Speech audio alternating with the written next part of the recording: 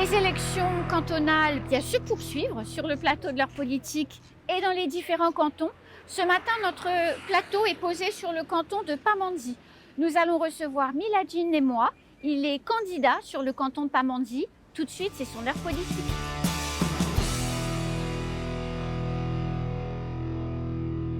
Miladjine Nemoa, bonjour.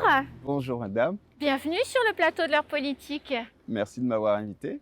Vous êtes candidat sur le canton de Pamandzi pour les élections cantonales? Tout à fait, oui, pour lancer ma carrière politique. Bien qu'il fut un temps, j'étais omniprésent sur la scène politique et qu'il arrive très souvent, surtout à Pamandzi, d'être interpellé comme si j'étais déjà un élu alors que je ne l'ai jamais postulé, hein, je n'ai jamais été même candidat. Officiellement, c'est bien la première fois. Et j'ai décidé de passer effectivement ce cap pour essayer de passer du conseil, puisque je suis un ancien cadre de parti, un des plus anciens partis de Mayotte. Hein. J'ai gravi un petit peu les échelons jusqu'au poste suprême, hein, de secrétaire général de ce parti-là. J'ai pris du recul avec ce parti qui, à l'aube de sa division, parce qu'il me paraissait assez sûr que ça allait être le cas et que je ne voulais pas participer à cela. Et donc j'ai pris du recul et j'ai fait mon bonhomme de chemin pour arriver ici aujourd'hui et pouvoir dire et proposer ce que j'ai à proposer à Mayotte. Alors c'est un long, pour arriver sur ce plateau aujourd'hui, c'est un long chemin finalement, un long périple, un chemin de réflexion, etc. Tout à fait, Vous êtes chef d'entreprise et vous faites des choses assez originales. Oui, tout à fait. Alors je suis chef d'entreprise depuis 2007. J'ai 3 structures, un dans l'événementiel. Un peu en souffrance en ce moment. Très en souffrance en ce moment. Pour moi, en tout cas, ça a marché très fort en 2009, entre 2009 et 2011, où on n'était pas nombreux sur le territoire à produire des scènes artistiques. J'ai produit pas mal d'artistes que je ne peux pas citer, bien entendu, mais j'étais quasiment seul de 2009 à 2011. Puis est arrivée la grève de la vie chère en 2011, qui a mis tout le monde par terre, moi y compris. Et depuis, cette activité est tendance au fait dans mes activités. J'ai aussi une activité de négoce, essentiellement axée aux produits du bâtiment, qui me permet effectivement de répondre notamment à des appels d'offres lorsque les offres ne sont pas en mesure d'être pondues de manière satisfaisante, si vous voulez, sur le département. Pour vous m'expliquer tout à l'heure ce qu'était votre activité, on a pris un exemple de luminaire. Oui. On peut reprendre l'exemple pour que les gens comprennent bien, parce que je voudrais que vous m'expliquiez tout ce que vous m'avez dit sur le sujet. C'est important, je pense, pour votre candidature. Ah oui, d'accord. Donc, on avait, par exemple, quand j'ai eu à répondre à l'appel d'offres du gymnase de Pamandzi. Il y avait eu plusieurs fois. Il y avait eu plusieurs fois un marché. Le marché était lancé, il était 3 fois infructueux avant que je n'intervienne. Donc, il était 3 fois infructueux sur 3 volets. Ça veut dire qu'un marché infructueux, ça veut dire que le donneur d'ordre, l'acheteur, ne trouve pas l'entreprise qui va pouvoir répondre à ses besoins. C'est ça. Oui, c'est ça. Alors, ça veut dire surtout, pour que les gens comprennent bien, que les entreprises locaux qui ont répondu trouvent que la cotation faite par l'administration, l'acheteur, est trop basse. C'est ça ce que ça veut dire. Parce que eux ces entreprises répondent selon les coûts du marché, selon les coûts de la main-d'œuvre, selon les coûts d'achat, etc., la matière première, etc. Donc eux répondent, ils n'ont pas le choix, on n'a pas le droit de vendre à perte, donc ils répondent selon les coûts du marché. Et lorsque l'administration fait ses grilles en deçà, il arrive que son marché est infructueux. C'est ça ce que ça veut dire, concrètement. Et donc, ce marché était infructueux 3 fois, c'est-à-dire que les gros qui prennent en général ces marchés-là sur la place ont dit « Non, vous avez coté trop bas. Il faut revoir votre copie. » C'est ça ce que ça veut dire. Et donc, moi, dans ces contextes-là, je peux faire des miracles parfois, ce que j'ai fait sur le coup, puisque je suis parti en métropole, chercher des partenariats directs en éliminant les intermédiaires. Je suis allé directement voir des fournisseurs qui m'ont fait confiance et à qui j'ai vendu le plan de relance de monsieur Sarkozy, qui avait mis 12 millions d'euros en 2012, je pense, sur Mayotte, pour la relance, justement, suite à la grève de la vie chère. Donc, dans ces 12 millions d'euros, le département avait décidé de financer 4 gymnases et avait commencé par celui qui était le moins doté, d'où ces élans infructueux. Effectivement, c'est exactement ce qui s'est passé dans ce temps-là. Tout le monde le savait, en tout cas tout le milieu le savait. Et donc c'est pour ça que les entreprises ne se sont pas cassées le dos à vouloir reprendre coûte que coûte. Ils savaient que c'était pas assez doté, celui-là en tout cas. Et donc, quand j'ai eu à répondre, par exemple, quand j'ai à répondre à ce genre de problématique, je fais en sorte à aller au plus près des fournisseurs, Oui. éliminer les intermédiaires pour aller prendre le produit directement chez le fabricant.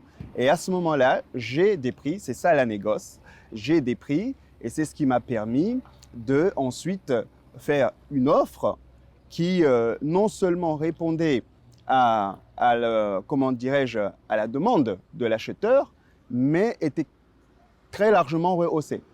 Si vous avez remarqué, le gymnase de Pamandzi, depuis sa mise en œuvre, accueille toutes les compétitions internationales, que ce soit de basket, de volley, de machin. C'est parce que dans la région, et notamment à La Réunion, ils savent qu'il n'y a que celui-là qui est aux normes. D'accord. Et j'ai répondu ça en étant moi-même sportif. C'est parce que j'étais président de club et c'est parce que j'ai fait Pamandzi m'a tout donné et que j'ai décidé donc de faire cet effort-là, de mettre ce coup de rein pour fournir à quelque chose qui peut servir ensuite de référence, au fait. Et si vous comparez avec les deux autres gymnases, celui de l'abattoir, celui de Mamoudzou, vous vous rendrez compte que ceux-là ont des équipements qui ne sont pas aux normes.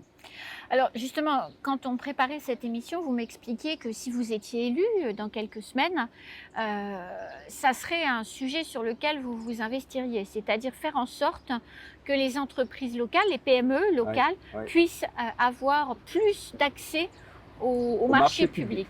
Tout à fait, tout à fait. Moi, je peux vous confier quelque chose que je n'ai jamais dit, parce qu'ils se disent beaucoup de choses, hein, notamment sur mes activités, notamment sur ce marché. J'ai financé en mélo qui était aux alentours de 350 000 euros.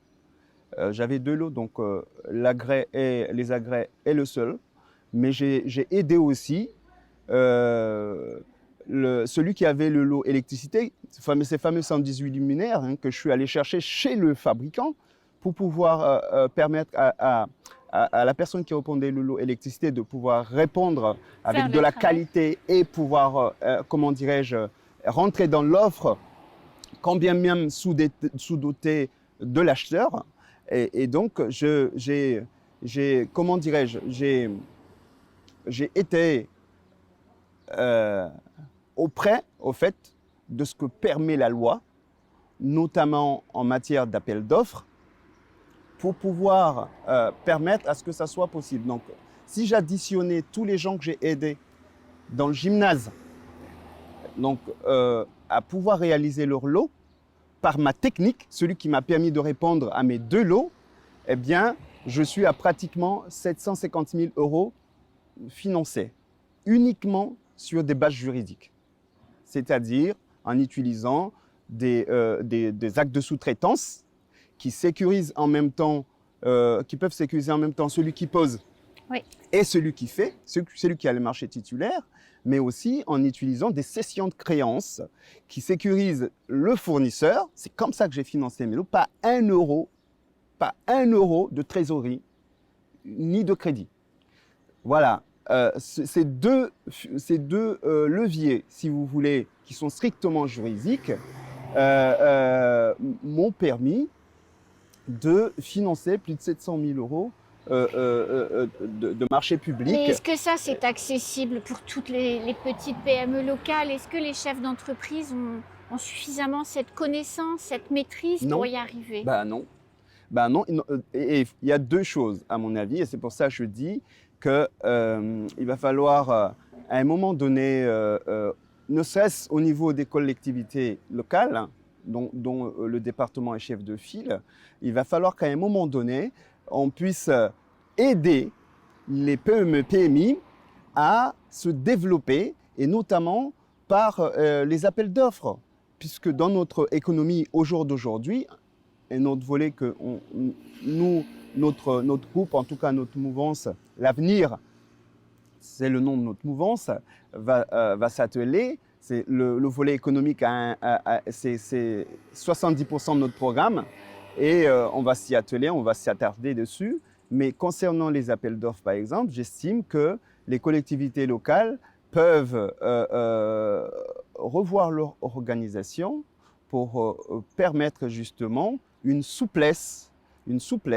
dans le financement, justement par des outils tels que ceux que je viens de citer, mais il y en a tellement d'autres qui peuvent permettre justement aux petites entreprises mahoraises de pouvoir répondre et de pouvoir exécuter en toute sécurité les prestations.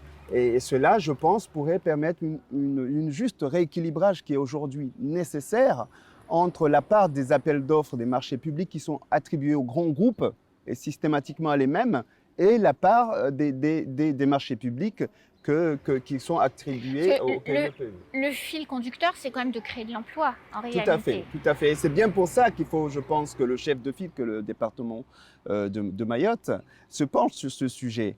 Parce que le vivier de l'emploi, c'est bien dans les PME, c'est bien dans l'artisanat.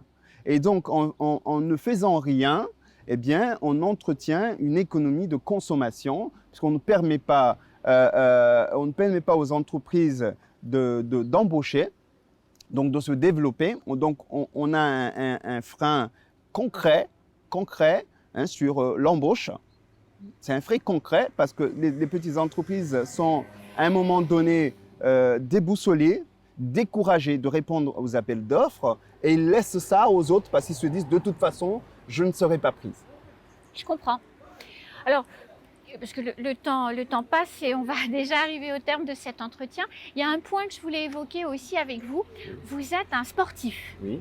Vous avez fait du basket ici. Oui, tout à fait. Et le club dont vous parliez tout à l'heure, dont vous Jeux étiez d'Afrique président. de Pamandzi. Voilà. C'est le club dans lequel vous avez commencé à frapper la balle. La balle, tout à fait. Le Jeux d'Afrique de Pamandzi, c'est un club qui m'a formé depuis tout petit. J'avais peut-être 8 ans, 9 ans, quand j'ai commencé le basket sur le plateau de Pamandzi, effectivement. Et je suis resté dans ce club jusqu'à maintenant. Les rares fois que j'ai joué dans d'autres clubs, c'était pendant mes études en métropole, où j'ai joué au CJMB et à l'ASPTT de Limoges. Pardon. Donc, CJMB, c'est Bourges. Voilà, les deux clubs. Une petite année aussi à Imoutier, à côté de Limoges. Et vous avez eu des résultats ici à Mayotte avec ce club. Tout à fait. Vous avez été champion de France, champion de Mayotte. Tout à fait. J'ai eu au moins 5 fois le titre de champion de Mayotte avec Jeux d'Afrique, 4 fois le titre de Coupe de France, donc champion de la zone océan Indien aussi, et la Coupe de Mayotte aussi au moins 4-5 fois. Et ce club aujourd'hui comment dirais-je, n'est plus sur la scène du basket, puisqu'il y a eu à un moment donné une lassitude, en fait un arrêt des recrutements des talents. On avait une culture dans ce club, c'était de prendre les meilleurs de l'océan Indien et de faire progresser le basket mahorais. On a encore aujourd'hui, je pense que c'est encore aujourd'hui le deuxième club le plus titré de Mayotte, malgré le fait que ça fait pratiquement 14 ans que le club n'a pas pris de titre. Donc voilà, c'est une très belle expérience et une très bonne école aussi, puisque le sport, ça forge pas mal de choses, notamment le mental. Et puis le travail d'équipe, c'est nécessaire aussi avec les responsabilités qui vont vous attendre si les électeurs vous font confiance. Tout à fait. Je vous souhaite bonne chance, Miladji, pour les élections du mois de juin. Merci. Et puis on se retrouve sur les plateaux de Kwezi. À très bientôt. À très bientôt. Merci. Nous, on se retrouve très vite sur le plateau de l'heure politique pour un prochain portrait. Bonne journée.